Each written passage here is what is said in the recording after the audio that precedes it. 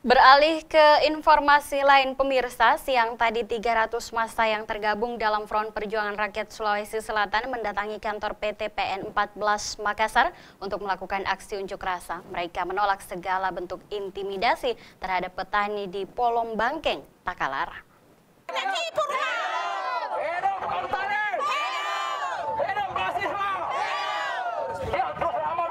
Ratusan massa yang tergabung dalam Front Perjuangan Rakyat Sulawesi Selatan yang di dalamnya tergabung Serikat Tani Polong Bangkeng Takalar, LBH Makassar, Agra Sulsel, Kontra Sulawesi, dan lainnya melakukan aksi unjuk rasa di depan kantor PT PN 14 di Jalan Urip Sumoharjo, Makassar, Senin siang 1 Juni 2015. Betul tidak kawan-kawan? Dari itu saya harapkan kepada PT PN untuk segera membuka gerbangnya. Gerbang yang di... Mereka menganggap PT PN 14 yang merupakan badan usaha milik negara bereaksi secara brutal dengan mengerahkan karyawan dan buruh perusahaan untuk melawan petani Polong Bangkeng.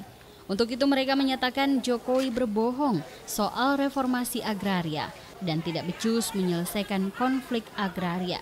Jokowi telah menelantarkan petani Polong Bangkeng Takalar. Mereka juga menuntut PT PN 14 agar menghentikan pengolahan paksa lahan yang selama ini dikelola oleh petani Polong Bangkeng, serta menghentikan kekerasan dan kriminalisasi terhadap petani Polong Bangkeng Takalar. Dari Makassar, Andi Putri, GoTV memberitakan.